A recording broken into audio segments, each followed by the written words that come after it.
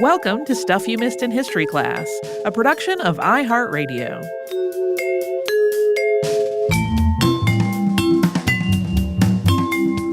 Hello and welcome to the podcast. I'm Holly Fry. And I'm Tracy V. Wilson. So back in 2020, we had an episode about Croesus of Lydia, and Solon came up in it, and I mentioned that Solon was on my list.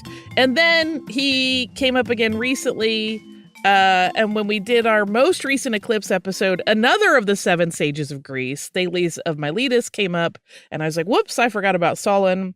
And then I just randomly saw someone using Solon as part of their username on social media. That person was kind of being a jerk to people, frankly. But I thought, okay, universe, I get it. Go back to Solon. So we're going to do that today. But talking about Solon comes with a pretty significant caveat because the main biographies about him that we have were written by Aristotle and Plutarch hundreds of years after his death. There's a lot of very valid examination and criticism regarding how much of any of there are 4 main biographies that we have, how much of any of those feature accurate content. We don't have anything really in the way of primary sources. In terms of Solon's writing, it's like a few lines here and there that have survived.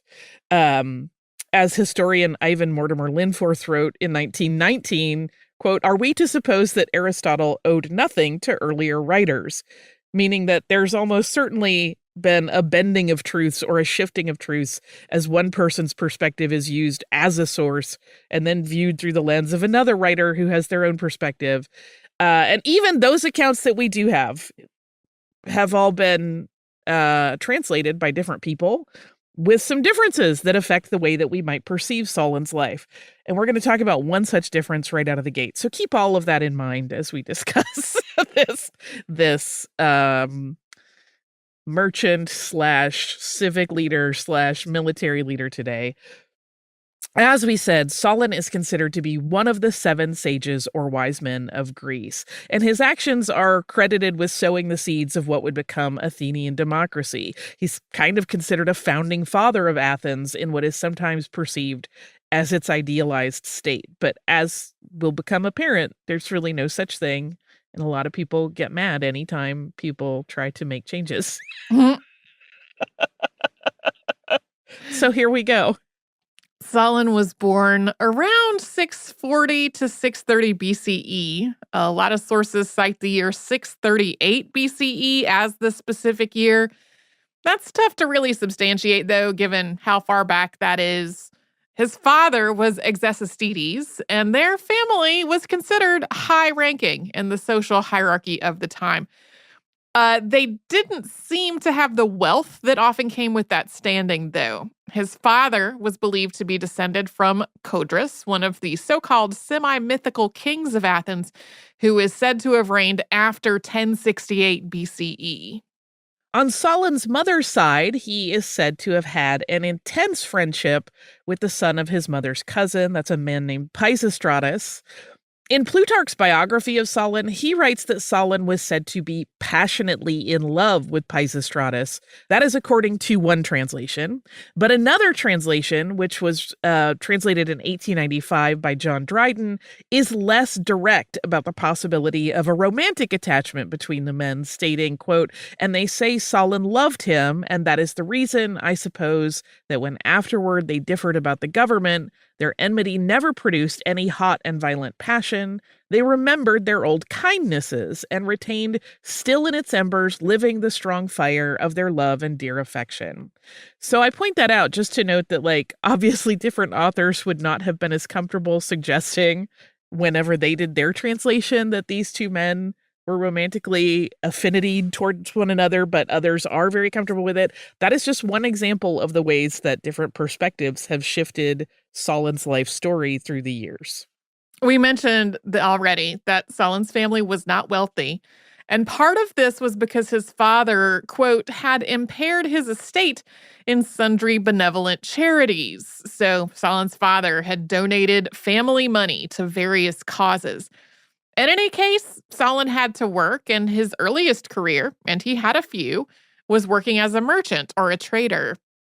According to the Plutarch biography, he had plenty of friends who would have helped him out financially, but, quote, since he was descended from a family who were accustomed to do kindnesses rather than receive them, therefore applied himself to merchandise in his youth.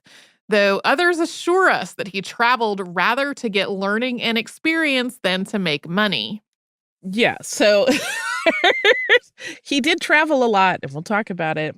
Working as a merchant was not stigmatized or considered shameful in Solon's time. Plutarch noted many great men who have worked in the same field. The reason Plutarch points it out is because when he was writing many years later, that would have had a little more stigma.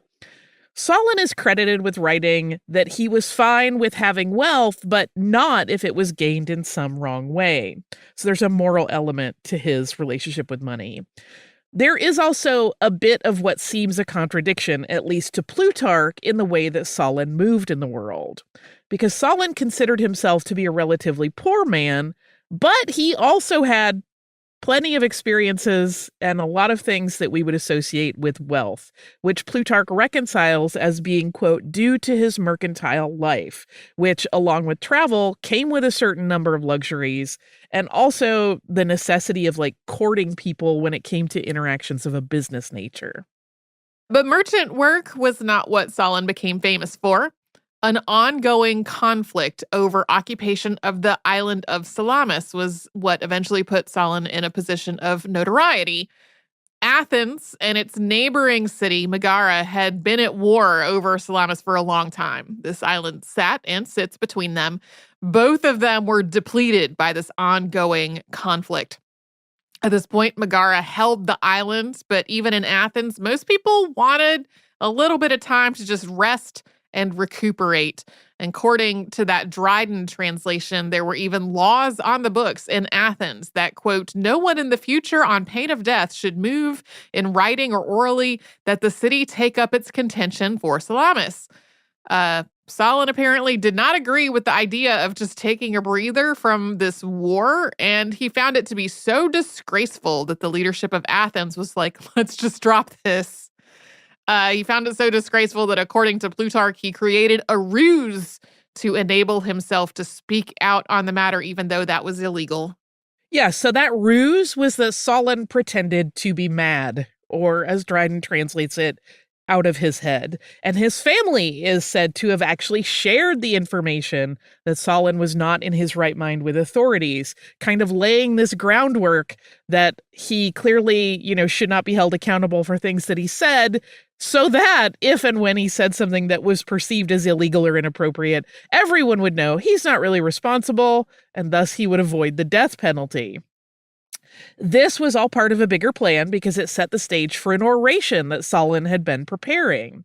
He had written it out and memorized it, and when he felt ready, he walked out into the marketplace, and it was already crowded, but a crowd continued to gather, and he addressed those present. And this was a poem that he called Salamis, and it opened with the lines, quote, behold in me a herald come from lovely Salamis with a song in ordered verse instead of a harangue. This poem, which was 100 verses long, was apparently quite moving and inspired not only praise, but also a renewed desire to once again take Salamis back from Megara and to change that law. And when the decision was made to return to warring over the island, Athenians put Solon in charge of the military effort. So this does kind of open the question of why a merchant would be put in such a position, and also why he was willing to risk the death penalty to speak out about the issue in the first place. While Plutarch characterizes this as a matter of Athenian pride, there are other factors that should be considered. For one, Solon's family was from Salamis. Solon was born there, so he did feel an attachment to that island, and he wanted it to be part of Athenian territory. But there was also a matter of money. In an article titled Solon and the Megarian Question, which was published in the Journal of Hellenistic Studies in 1957, writer A. French notes, quote, "The war for Salamis was most probably fought to make possible the free use to Athenian ships of the ports of southern Attica, as well as to open the route to the Isthmus of Corinth. Perhaps, even with Salamis in enemy hands, Athenian ships or ships trading with Athenians had managed to run into the ports of southern Attica, and no doubt the attempted molesting of such ships had helped to keep the struggle alive. But it is hard to believe that any great volume of trade would have regularly passed this dangerous way, and that there was a volume of trade is fairly substantiated, not only by the Athenian success against Megara, implying the existence of substantial naval strength, but also by the career of Solon himself, by Solon's measures affecting international trade, and by the distribution of early Attic pottery. So, to sum that up a bit, Solon's oration was likely informed and motivated by his work. If Salamis was not controlled by Athens, Athenian merchants, like himself, were likely losing some of their potential business. Even in the Plutarch account, two different versions of how the Athenian effort to retake Salamis played out. In one, the Athenians led a trap. That's another ruse that was attributed to Solon. In this trap, they sent a fake informant to the Megarians to tell them where the, quote, chief Athenian women were making their usual sacrifices to Ceres. This was suggesting that the Megarians could easily capture the women there. But when the troops of Megara acted on this information and arrived at the Cape of Callias, the Athenians were waiting there. They were not women. They were clean-shaven men who had disguised themselves as women. According to Plutarch's version, none of the Megarians got away. The Athenians were able to sail to Salamis very easily and seize it. As an aside, the Cape of Callias was an area to the west of that region of Attica. That's the historical region of Attica that contained the city of Athens. So in the second possible way that things went down, Solon got a message from the oracle at Delphi that he had to make offerings to the heroes of Salamis, which he did, and then he gathered 500 men of Athens and mounted a small fleet and anchored off the coast of Salamis. And when a Megarian ship went out to scout the area, Solon's men took it, and then they sailed that ship back to Salamis for a sneak attack. At the same time, Solon mounted a ground assault, and while he and the men with him engaged the army of Megara, the men who were on that ship were able to attack from the other side. But this actually doesn't sound like a win. Both sides continued to fight, and eventually Spartans were called in to arbitrate the situation. The Spartans who examined the information and made their determinations over who the victor was were, according to Plutarch, Critolaidus, Amampharatus, Hypsicitus, Anaxylus, and Cleomenes. And they heard both sides of things, which included some wheeling and dealing about various people being given citizenship in Athens as a potential way to work things out, and also how the dead were to be buried. And then they ultimately determined that Solon's Athenian forces had won the battle and the island. Coming up, we'll talk about the responsibility Solon was given after his military triumph. First, though, we will pause for a sponsor break.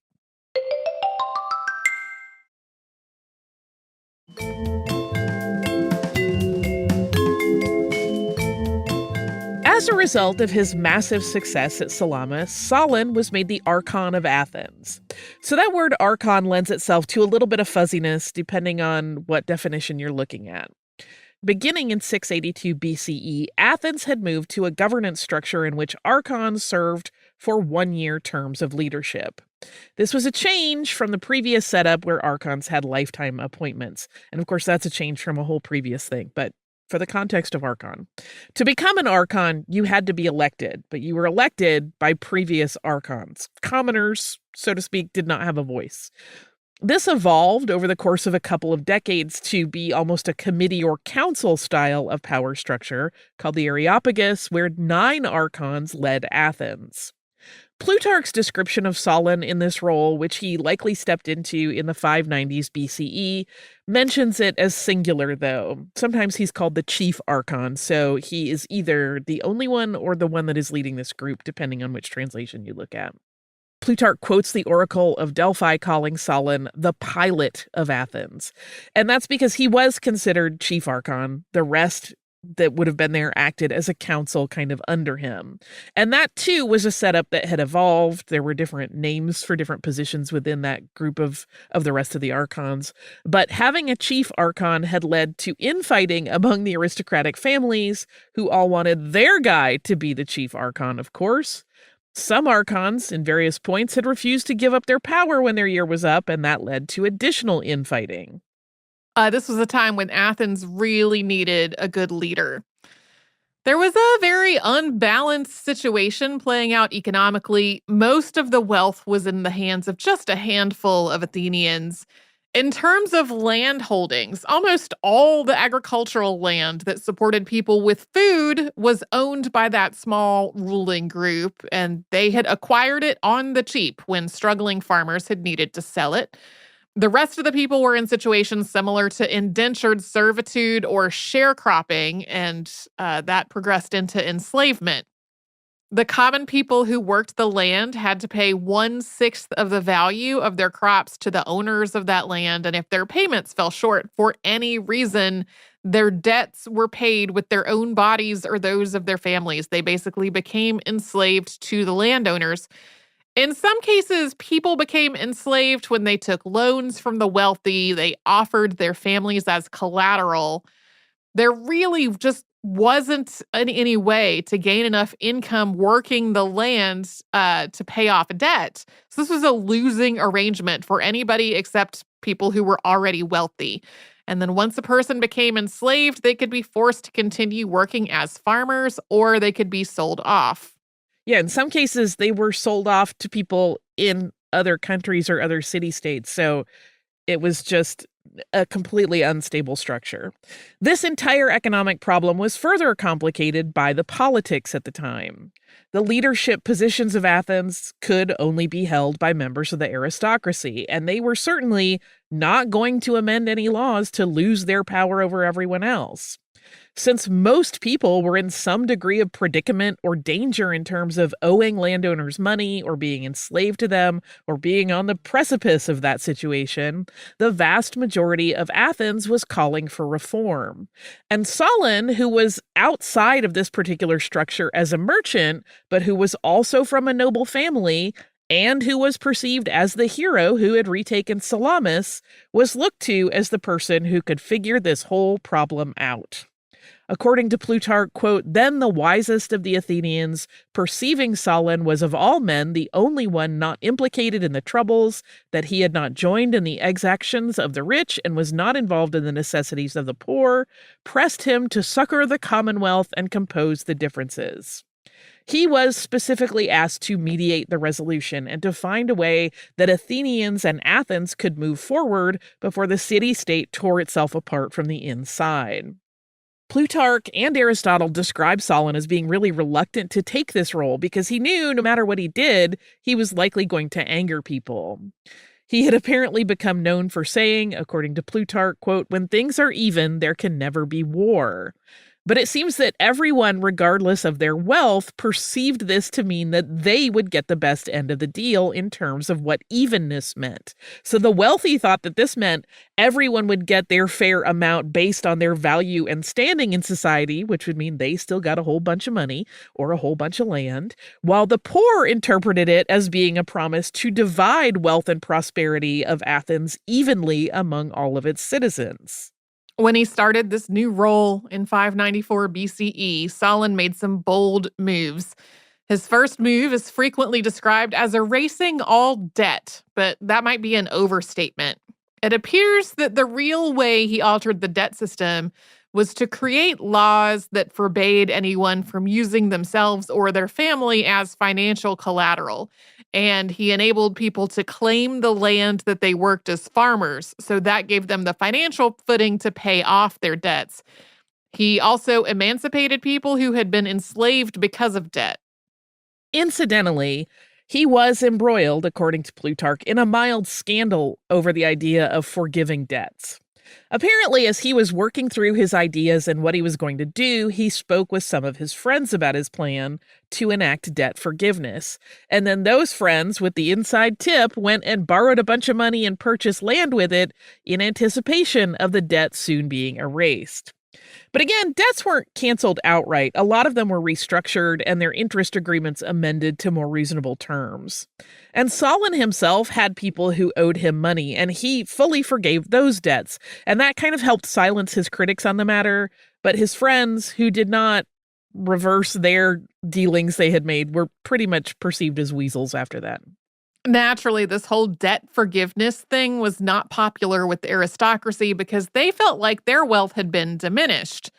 The poor also were not really happy because they thought the wealth of Athens could be redistributed in a way that would give them more of it. Solon noted in his writing that any other man would have made himself rich with the power of the archon. Eventually, the initial fury over the changes died down. Those changes were accepted. His debt relief efforts later came to be known as Sysichtheia, which translates to shaking off of burdens. But Solon went further than that in changing Athens completely in his time as archon. He also laid out a completely new class system. And this was designed to appease the wealthy by still giving them positions of leadership within the government, and to appease those of the lower classes by still giving them a voice in how Athens was run. He wrote a verse about his new system that went like this, quote, "Such power I gave the people as might do, abridged not what they had, now lavished new. Those that were great in wealth and high in place, my counsel likewise kept from all disgrace. Before them both I held my shield of might, and let not either touch the other's right." The new system was based on what any given person had and used that as a way to sort them into 4 categories. These accountings of holdings are translating slightly differently depending on what translation you're reading. For example, in that John Dryden translation, the first group, called the Pentakosoid Medemnoi, had to have an estate that was worth, quote, 500 measures of fruit, dry and liquid.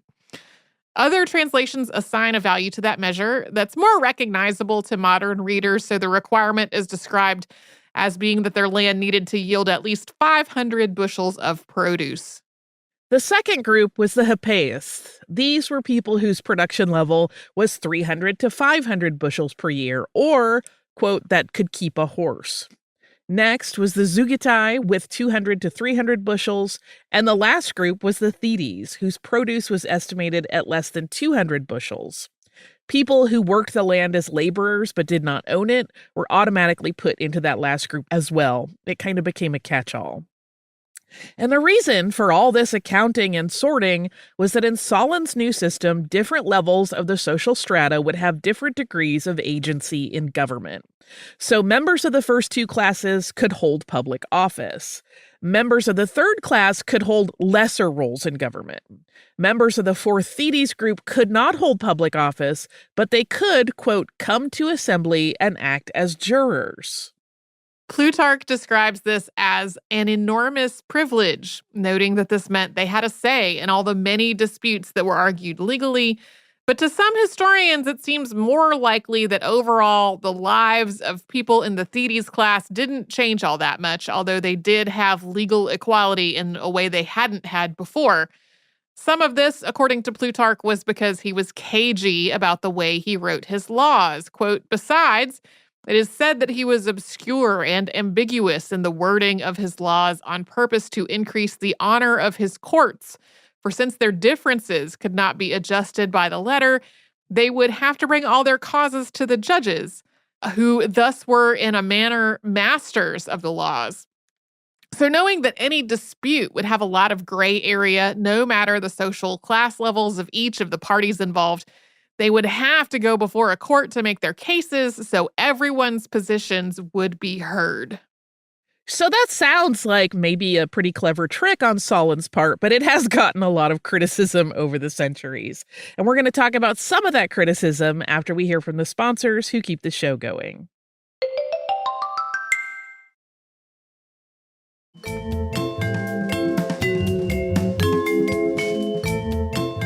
The vague nature of Solon's law writing has been criticized by many over time, most notably by Aristotle.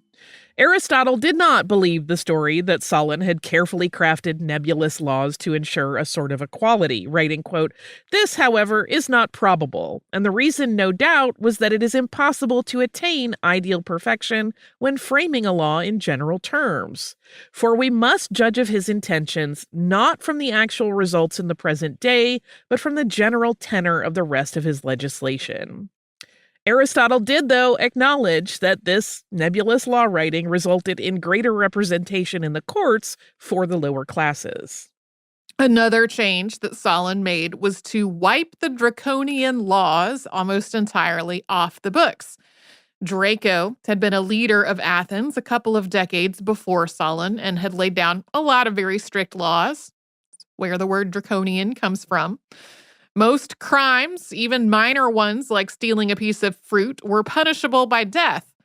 Plutarch relays the story of Draco being asked why his laws insisted that even the mildest crimes carry death sentences, and his reply was, quote, "Small ones deserve that, and I have no hire for the greater crimes." This ideology was very unpopular, so Solon repealed all except for the laws that related to homicide. Yeah, especially when you consider that in the greater context of the economic problems we're talking about, where people didn't have enough to eat. They didn't have any money because they had to give it all towards these mounting debts. There were probably a lot of people stealing food, and like the idea that they were going to die so that their family could have bread was just seen as really, really over the top. The new laws under Solon were much more reasonable. There are some varying interpretations of how they came to be.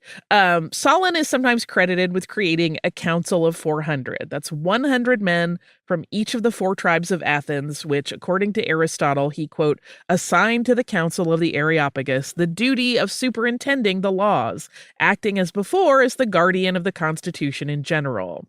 It kept watch over the affairs of state in most of the more important matters and corrected offenders with full powers to inflict either fines or personal punishment. But it should be noted that Solon did not invent the idea of the Council of 400. Draco had done the same thing, although his obviously worked in a different way. Aristotle also describes the way that Solon set his new laws in clear public view once they were made. Quote, "The laws were inscribed on the wooden stands and set up in the king's porch, and all swore to obey them. And the 9 archons made oath upon the stone, declaring they would dedicate a golden statue if they should transgress any of them. This is the origin of the oath to that effect, which they take to the present day. Solon ratified his laws for 100 years. 100 years sounds like a long time. And once he thought he had settled all of the major problems and set up a system that he believed would work for all of the people of Athens, Solon stepped down from the position of archon and he left. He had created legislation for inheritance, for crimes, for how export and import would work, for how political mechanisms worked, laws about marriage and dowries, and even a law that made it illegal to speak ill of the dead. It was truly a comprehensive package of guidelines. And he did not want to be tempted to change those rules. And he did not want to hang around and let people complain to him about those laws and try to get him to repeal them. And so, according to his legend, he started traveling, leaving Athens for 10 years. Some accounts indicate that the people of Athens promised to abide by the laws that Solon had set forth, and that 10-year period was also so that they could become completely established without people trying to change them. Not all versions of Solon's life story include this. Plutarch's, for example, leaves it out, but it does also suggest that Solon made this decision after he had been harangued by people for a little bit, where he was just like, I'm leaving. Solon's first stop was Egypt, where he's said to have studied with the most learned priests and learned about the lost city of Atlantis, a tale he put into verse to bring home and share with his fellow Greeks. He then went to Cyprus and helped with the building of a city by Demophon, who was the son of Theseus. So we mentioned at the top of the show that Solon appears in the story of Croesus of Lydia. And we mentioned that in our Croesus episode, but we'll go over it again in a brief version. The way that one goes is that Solon decided to visit the king. He may have been summoned to the king, and that Croesus spent their entire visit showing off all that he had acquired, and even had the staff of his household point out all of the luxe items that the king had to show this visiting Athenian that he was rich, rich, rich. And then Croesus asked Solon who the most fortunate man he had ever seen was, expecting, of course, the answer to be Croesus. But Solon said it was an Athenian named Tauris, who had lived a good life and had good children who all survived to adulthood and had children of their own, and that he had died an honorable death. And then Croesus kept asking who the next most fortunate man was that Solon had met, hoping that the answer would eventually be him, but it was always other people, often with much more mundane lives. And finally, Croesus kind of pressed Solon about why he wasn't on his list, and the Athenian stated that he couldn't count any man happy until his death, when he could see his life in totality. It's a pretty good story, but it's really a parable about what's actually valuable in life, and even though Plutarch includes it in his account of Solon's life, he himself kind of suggests that it's probably fiction and notes that it doesn't fit the actual timeline of history, writing, quote, that Solon should discourse with Croesus, some think not agreeable with chronology. But I cannot reject so famous and well-attested a narrative, and what is more, so agreeable to Solon's temper, and so worthy his wisdom and greatness of mind. The reason there were arguments about whether it could be real is because Croesus's reign would have only begun kind of right as Solon's 10 years away from Athens would have ended. And that's even if all of the dates that we think we know are correct, which of course is its own problem. A lot of them are estimates. Back home in Athens, things were not going great. Initially, all of Solon's new laws and reforms seemed to work out okay, but after a few years, there was infighting and discord. People started to jockey for power. So when he got back, it was kind of a mess. People were glad to see him, but he was too old to really take on the job of totally reorganizing everything again. He did meet with leaders of the various factions in this conflict to try to help find a resolution. But a man named Pisistratus ultimately seized power.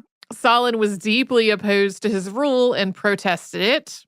Even though he was quite old at this point and his friends encouraged him to leave the city, he made speeches to try to stop the rising tyranny of Pisistratus. When Solon was asked why he felt so emboldened to challenge Pisistratus, he answered that it was his old age. Yeah, he was kind of like, I'm running on empty. I might as well gun it. Like, I'm going to fight the power. But there is an interesting turnabout that happens where Pisistratus did not kill Solon, although a lot of people expected him to. Instead, according to Plutarch, he, quote, so extremely courted Solon, so honored him, obliged him, and sent to see him that Solon gave him his advice and approved many of his actions. For he retained most of Solon's laws, observed them himself, and compelled his friends to obey. So there's an interesting thing here, right, where Pisistratus is considered a tyrant most of the time if you look him up today, because he gained his power by force. But he is also credited with making Athens very prosperous and kind of bringing about an age of not just prosperity, but stability. The length of time that Solon lived after the rule of Pisistratus is really different among the varying accounts. Some say just a couple of years, others a very long time. He worked on his verse story about Atlantis toward the end of his life, but was not able to finish it. It said that when he died, his ashes were scattered around Salamis in accordance with his wishes. But Plutarch writes, quote, the story that his ashes were scattered about the island Salamis is too strange to be easily believed or be thought anything but a mere fable. And yet it is given, amongst other good authors, by Aristotle, the philosopher. This cracks me up. Because he's like, well, so many people said he met Croesus. That must have happened. But this whole scattering of ashes seems bananas. That couldn't have happened. Like, of the two, one is very easy to be believed, in my opinion. It just makes me giggle. So we have noted in this episode that Solon wrote a lot of verse. So I thought it seemed fitting to end with one brief line that he wrote late in his life, which is a pretty good piece of advice, and I feel like is very much in the spirit of stuff you missed in history class, and that is, each day grow older and learn something new. Sounds great to me. Sure. So finally, I have knocked Solon off of my list, Hooray. and the universe can stop sending me pro-Solon propaganda. Hopefully no more people called Solon being jerks on the internet, especially. I mean, listen, people will always invoke any philosopher and then kind of put together a profile of like just being cruel and mean. Because people just want to be mean on social media. That's fine. It wasn't mean to me. I just noticed he was being a jerk. Anyway, don't be a jerk to people online or in your life.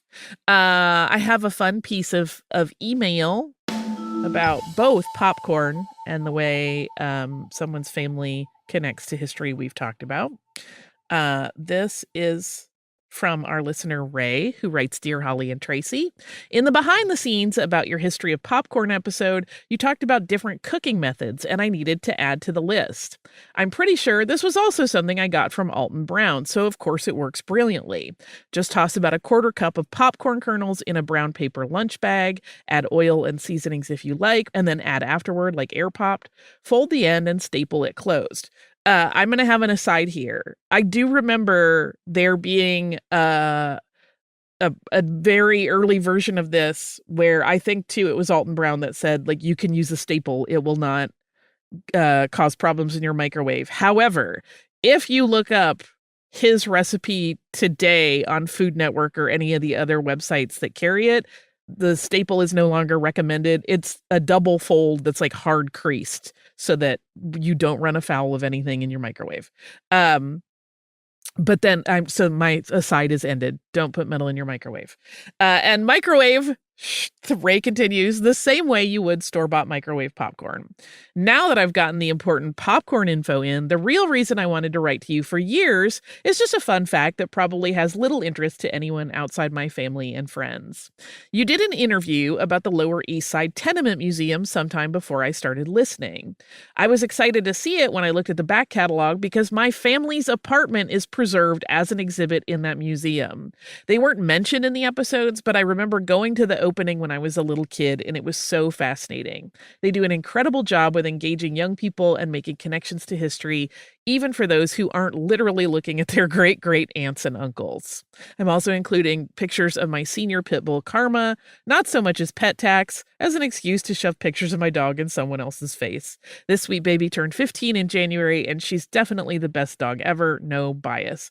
Okay, one, yes, popcorn at home, easy peasy. You don't have to buy microwave. I buy microwave sometimes because I'm lazy, and it's pre-portioned and I don't have to think. And sometimes that's how I want a snack. But I have often used the paper bag trick, and it works just fine.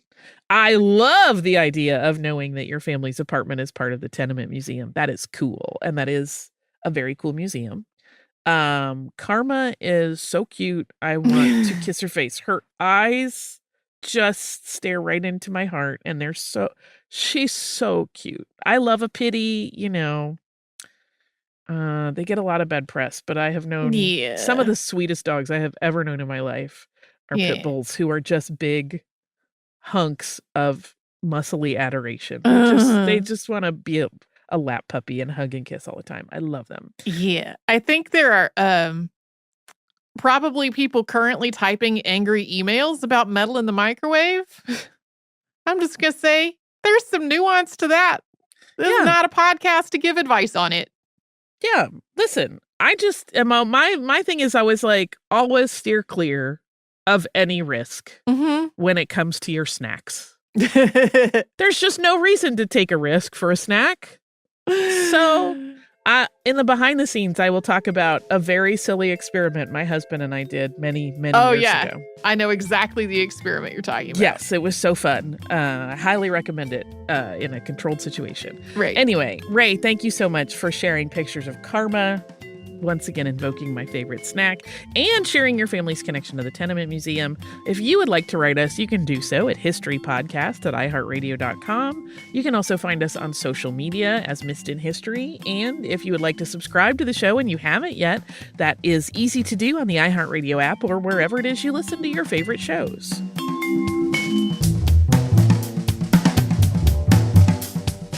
Stuff You Missed in History Class is a production of iHeartRadio. For more podcasts from iHeartRadio, visit the iHeartRadio app, Apple Podcasts, or wherever you listen to your favorite shows.